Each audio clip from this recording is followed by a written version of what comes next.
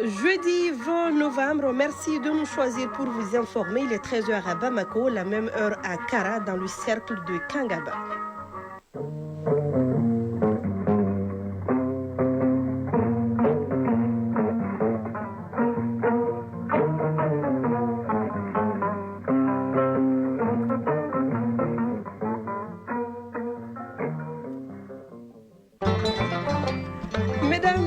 En vous espérant santé, bonjour et bienvenue aux informations au microphone Bourama Traoré et Fatou Djabi. Bonjour à tous, les titres.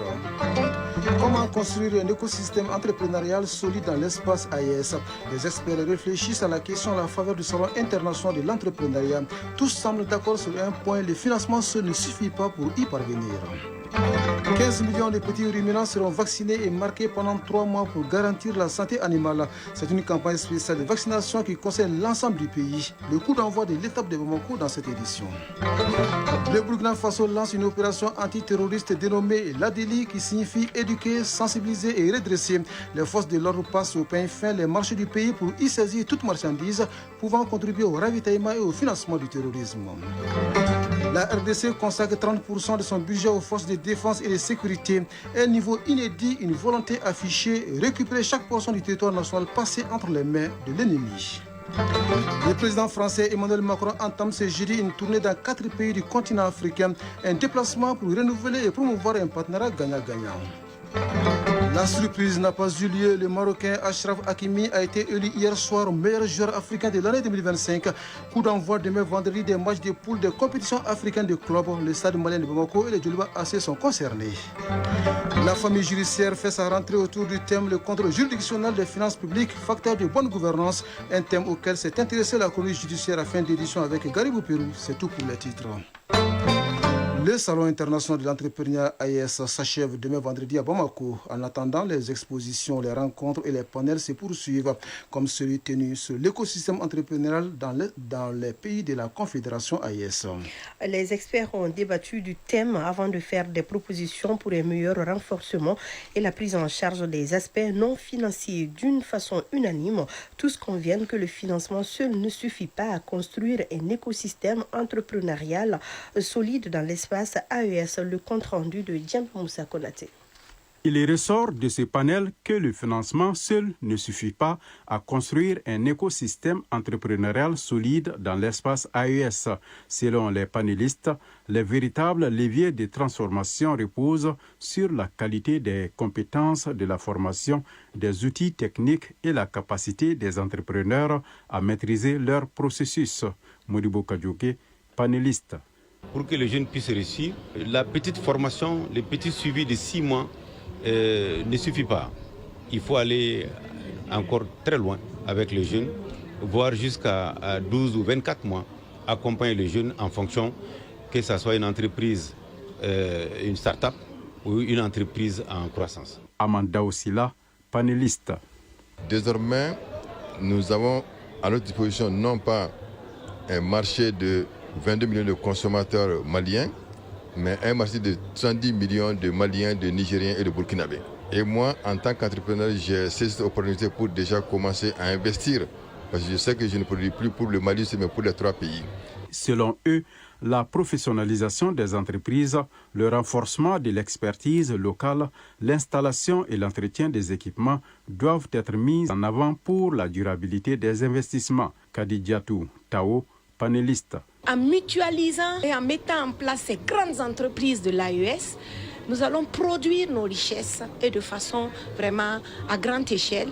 Les coûts vont redevenir moins élevés et ce qui va permettre à nos populations d'avoir accès à des choses auxquelles nous avons du mal maintenant à cause de leurs coûts très élevés. Oudou Bengali, panéliste. Travailler non seulement sur l'entrepreneuriat, mais aussi travailler sur le co-entrepreneuriat qui est aussi un moyen de multiplier les entrepreneurs. C'est de faire en sorte que les jeunes puissent apprendre des uns des autres. Au chapitre des contributions, certains estiment qu'il faut mettre en place un conseil de l'entrepreneuriat de l'AES.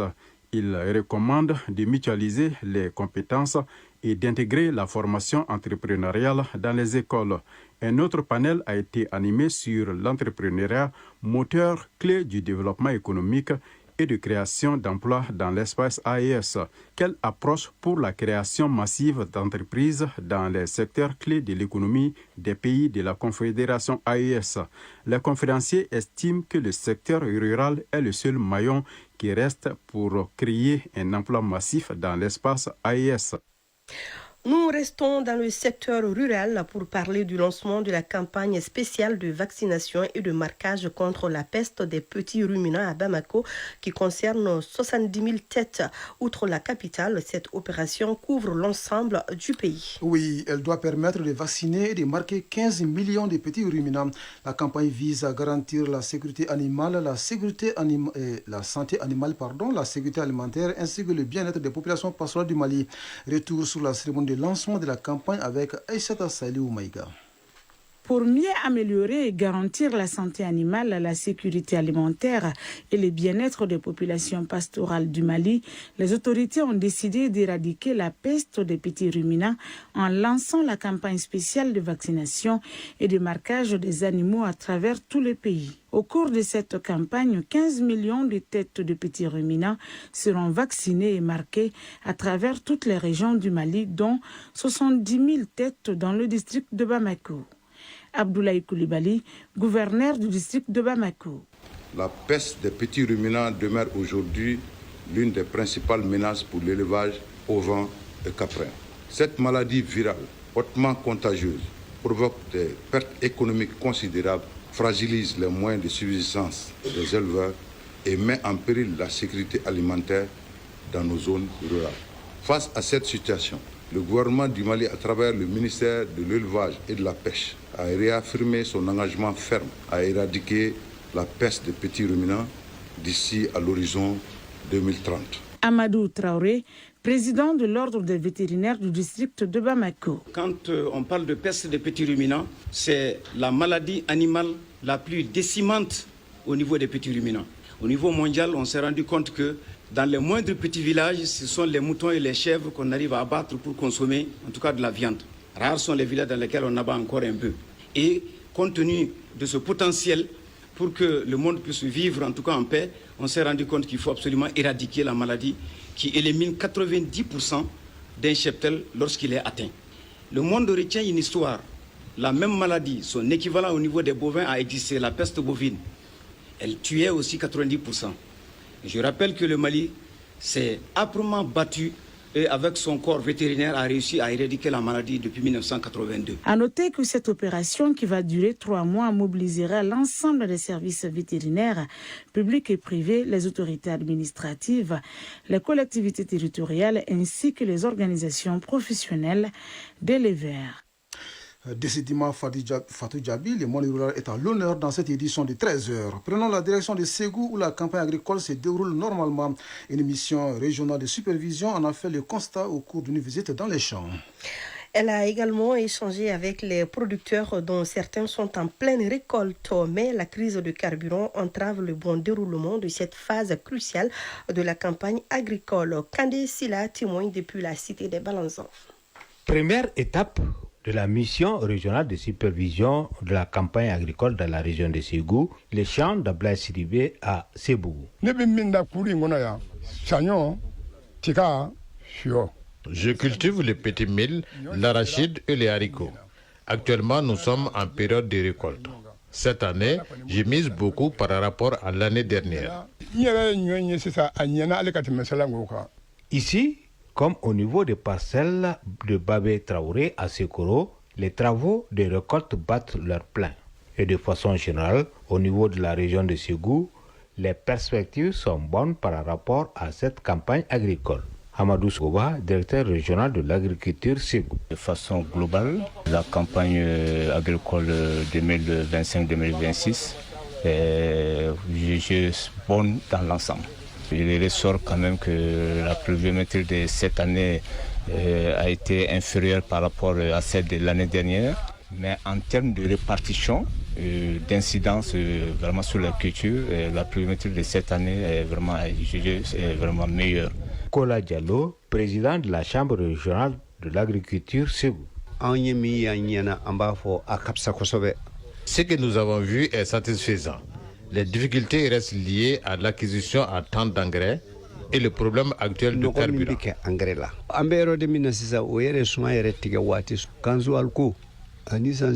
Aussi, des conseils pratiques sont donnés aux paysans pour mener à bien les activités post-récolte qui passent par une gestion rationnelle des productions. Notons que pour cette campagne agricole, la région de Ségou mise sur une production de plus d'1 360 000 tonnes, toutes céréales confondues, contre 1 95 000 tonnes la campagne précédente. Ségou, Kandesila, Bassi Traoré pour l'ORTM. Hors des frontières maliennes, au Burkina Faso, le ministère de la Sécurité lance une opération antiterroriste dénommée l'Adili à langue djoula qui signifie éduquer, sensibiliser et redresser. Il s'agit pour les forces de l'ordre de passer les marchés du pays au peigne fin pour y saisir toute marchandise pouvant contribuer au ravitaillement et au financement du terrorisme. Des centaines de policiers et de gendarmes ont mené hier des opérations de bouclage à Bobo-Dioulasso, la deuxième ville du pays, dont le marché central est resté totalement fermé toute la journée. Une opération similaire avait déjà eu lieu la veille sur le marché de Sankara-Yare à Ouagadougou. Au finish, des explosifs, du cyanure, des stupéfiants et des produits impropres à la consommation ont été saisis. Plusieurs commerçants ont également été interpellés. Lutte contre le terrorisme, on en parle aussi au Nigeria où le président Ahmed Boula Tinubu reporte son voyage au sommet de 20 à Johannesburg en Afrique du Sud. Il promet d'intensifier les efforts pour sauver les 24 écolières qui ont été enlevées par des hommes armés en début de la semaine dans la région du nord-ouest du pays. La police locale a déclaré que les hommes armés avaient escaladé la clôture pour pénétrer dans l'enceinte de l'école et avaient échangé des coups de feu avec des forces de l'ordre avant de s'emparer des jeunes filles et de tuer un membre du personnel. Pour l'instant, aucun groupe n'a revendiqué l'enlèvement des filles. En attendant de retrouver ces filles, l'Algérie réaffirme son intention de soutenir toute tentative de médiation entre le Maroc et le Front Polisario dans le dossier du Sahara occidental. La déclaration a été faite par le ministre algérien des Affaires étrangères, Ahmed Attaf, qui a rappelé la position d'Alger, à savoir seule une discussion entre Rabat et le Polisario peut permettre de trouver une solution au conflit. Cette prise de parole intervient quelques semaines après le vote à l'ONU d'une résolution soutenant le plan marocain d'autonomie du Sahara occidental. Et pendant ce temps, en République démocratique du Congo, l'armée confirme la prise de la localité de Katoyi par l'AFC M23 située à une centaine de kilomètres à l'ouest de Goma, chef-lieu de la province. Elle dénonce au passage une violation du cessez-le-feu. D'autres combats ont également été signalés plus au nord dans le territoire de Lubero ainsi que dans la province voisine du sud Kivu. Kinshasa et le groupe politico-militaire ont signé le 15 novembre au Qatar un accord cadre censé aboutir à un accord de paix. Brahma Traoré. Oui, nous restons en RDC où la première ministre Judith Sumewa vient de présenter le projet de loi des finances à l'Assemblée nationale. Dans un contexte sécuritaire toujours volatile, notamment dans l'est du pays, le gouvernement affiche une priorité nette. 30% du budget sera consacré aux forces de défense et de sécurité, un niveau inédit. Le gouvernement demeure fermement déterminé à récupérer chaque portion du territoire national passé entre les mains de l'ennemi, a déclaré la chef du gouvernement devant les députés. Elle a expliqué que la priorité est de mieux équiper l'armée, renforcer la logistique et améliorer la prise en charge des forces. En attendant, le président français Emmanuel Macron entame ce jeudi une tournée dans 4 pays du continent africain. Un déplacement qui vise à faire la promotion d'un partenariat renouvelé gagnant-gagnant à travers des engagements pour la jeunesse, l'environnement, la culture ou encore l'économie. Le point d'orgue de son voyage sera le sommet du G20 à Johannesburg en Afrique du Sud les 22 et 23 novembre prochains. Mais avant, il sera au Gabon et à Maurice. Ce dernier pays occupera une place particulière dans sa tournée car il y a 32 ans après le dernier déplacement d'un président français sur l'île. Le président français entame cette visite sur le continent au moment où son homologue américain déplore les atrocités au Soudan. La plus forte déclaration de Donald Trump à ce jour sur le conflit qui ensanglanté ce pays depuis plus de 2 ans. Nous travaillons avec l'Arabie Saoudite, les Émirats Arabes Unis, l'Égypte et d'autres partenaires au Moyen-Orient pour mettre fin à ces atrocités, a-t-il écrit sur son réseau social sociale. De son côté, le Conseil de souveraineté du Soudan, dirigé par Abdel Fattah al-Burhan, déclare être prêt à coopérer avec les États-Unis et l'Arabie saoudite pour parvenir à la paix dans le pays. Et pour mettre fin à ce tour d'horizon, au même moment, l'Ukraine reçoit une nouvelle proposition de paix de la part des États-Unis. À la surprise de Kiev, ce plan reprend de nombreuses demandes formulées jusqu'ici par Moscou, notamment de Kiev, que Kiev cède les territoires actuellement sous contrôle total ou partiel de la Russie et réduire son armée le plus de moitié. Le texte interdit aussi le déploiement de soldats étrangers sur le sol ukrainien. Autrement dit, il écarte la coalition de bonne volonté animée depuis des mois par la France et le Royaume-Uni. Enfin, sur le plan culturel, le document spécifie que la langue russe devienne langue officielle en Ukraine. Nous ne comprenons pas s'il s'agit réellement d'un plan Trump ou de son entourage, a réagi un haut responsable ukrainien.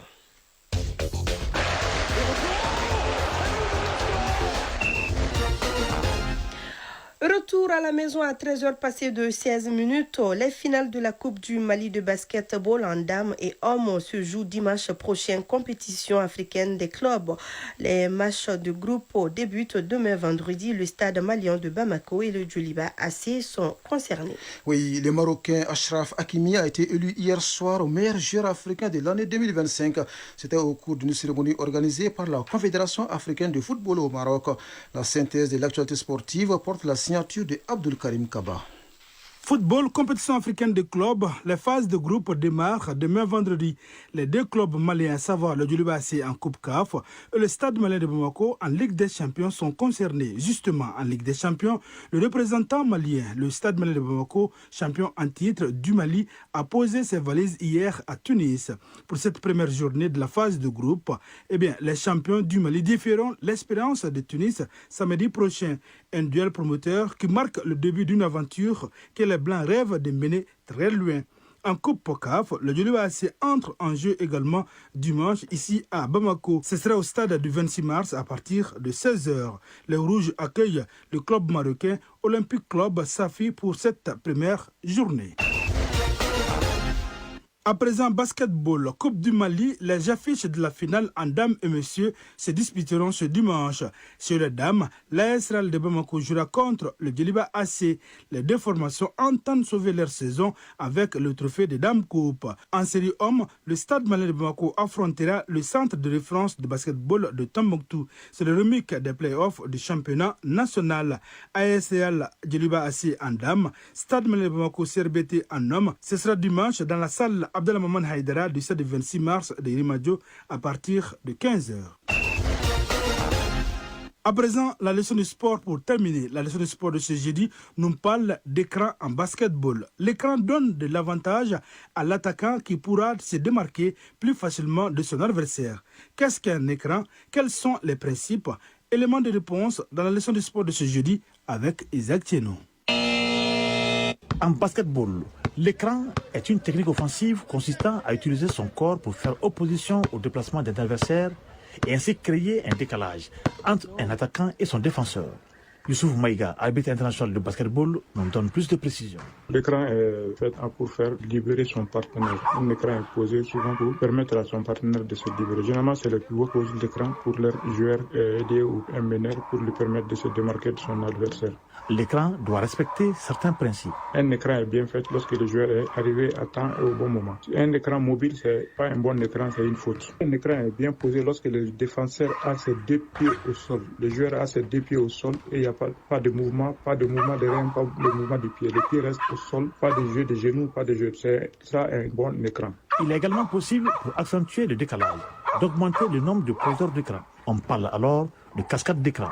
La mauvaise posture d'un joueur en écran est une violation, nous dit Youssouf Maïga. Un écran mal posé est sanctionné par une faute de contrôle. Une faute de contrôle, c'est-à-dire ton partenaire a le ballon et toi tu commets la faute, donc c'est ça une faute de contrôle. L'équipe adverse n'avait pas le ballon, donc la faute est appelée une faute de contrôle. En règle générale, on peut classer les écrans en deux catégories. Les écrans posés sur le joueur en possession du ballon, appelés écran porteur, et les écrans posés sur un joueur n'ayant pas le ballon à main, appelés logiquement écran non porteur. Chronique judiciaire. Après les vacances, la grande famille judiciaire fait sa rentrée autour du thème « Le contrôle juridictionnel des finances publiques, facteur de bonne gouvernance ». Le débat a permis à la famille judiciaire de partager les résultats de travaux menés sur l'assainissement et la transparence de la gestion des finances publiques. La chronique judiciaire revient sur le thème de la rentrée des cours et tribunaux. Elle est signée Garibou Pérou. Après les vacances, l'heure est à la rentrée. Dans une même salle, l'exécutif, le judiciaire et le législatif se réunissent autour d'un thème fédérateur, le contrôle juridictionnel des finances publiques, facteur de bonne gouvernance. Derrière cette formulation technique se profile un enjeu majeur, révélateur de la volonté du pays de s'engager résolument sur la voie de la refondation. Dr Chien Korodumbia, conseiller à la section des comptes de la Cour suprême. L'intérêt de ce sujet est double. Au plan théorique, il s'agit d'apporter une contribution à la connaissance et au rôle de la juridiction financière dans l'atteinte des objectifs de la bonne gouvernance financière au Mali. Au plan pratique, cette réflexion permet, si besoin en était, de justifier ou mieux d'attester le bien fondé de la création d'une Cour des comptes par la Constitution du 22 juillet 2023 en son article 156. C'est dans ce contexte que le rapporteur de la cérémonie esquisse les contours d'un mécanisme stratégique. Il rappelle d'emblée qu'un excès de contrôle peut paralyser l'action publique, tandis qu'une insuffisance de supervision ouvre au contraire de larges brèches aux dérives. L'architecture du contrôle est marquée par la multiplicité des structures, ce qui procède certes d'une volonté manifeste de mieux contrôler, mais qui peut s'avérer paralysante pour l'administration, car trop de contrôle tue l'action, dit-on. D'où la nécessité d'une rationalisation des structures de contrôle. Le rapporteur souligne ensuite la permanence d'un binôme institutionnel essentiel, l'ordonnateur et le comptable dont l'action complémentaire constitue le socle de la responsabilité financière de l'État. Les opérations relatives à l'exécution des finances fonds interviennent traditionnellement deux catégories d'agents, à savoir les ordonnateurs et les comptables, et dont les fonctions sont incompatibles. Chacun assume les responsabilités prévues par les textes. Il est cependant utile de rappeler qu'au-delà des actes constitutifs de faute de gestion, la responsabilité pénale des comptables publics et celle des ordonnateurs des budgets peut être engagée pour complicité d'atteinte au bien public. Au terme des dispositions de l'article 243-56 du Code pénal, libellé ainsi qu'il suit, sont considérés comme complices les responsables de sociétés et entreprises d'État, fonctionnaires et agents de l'État ou des entreprises préposées au contrôle, qui, par manquement au devoir de leur charge, facilite ou couvre les atteintes au bien public. Il s'agit d'actes de négligence coupable commis par les agents précités ayant facilité le détournement des deniers publics. Mais dans un État en reconstruction, le contrôle n'a plus rien d'un simple rituel administratif. Il devient un véritable instrument de lutte contre la corruption, un rempart contre les détournements, les surfacturations, les dépenses fictives et les marchés opaques qui érodent les ressources nationales. Les exigences de la nouvelle gestion publique imposent aux gestionnaires une obligation de rendre compte de leur gestion et de justifier en toute responsabilité l'usage des ressources publiques mises à leur disposition. La reddition des comptes est cruciale dans la construction de l'état de droit, car un État qui cesse de compter est un État en déclin, disait un sage. À l'heure où le Mali s'engage sur la voie de la refondation, le contrôle juridictionnel apparaît ainsi comme un pilier déterminant de la protection des deniers publics. Cette rentrée des cours et tribunaux a consacré enfin la mobilisation renouvelée de l'institution judiciaire. Celle-ci invite les acteurs à concevoir des réponses endogènes adaptées aux pratiques préjudiciables afin de bâtir une justice accessible, efficace et crédible, capable de restaurer la confiance des citoyens et de soutenir durablement les efforts de bonne gouvernance. Voilà, 13h passées de 24 minutes. Sur ce, prenez soin de vous, car chaque heure de vie est une chance et chaque jour est une grâce. Que la grâce d'Allah soit avec nous. Juste après nous, la lecture des avis et communiqués avec Aston Tangara. Cette édition qui s'achève est mise en onde par Fousseni Sissoko, Bekaï Sissé et Badji Touré assurent la mise en ligne. Vous l'avez suivi au micro de Brahma Traoré. Et Fatou Djabi, le prochain rendez-vous avec l'information, c'est à 19h30. Grand merci à vous de nous avoir suivis. Excellente fin de journée à vous, où que vous soyez.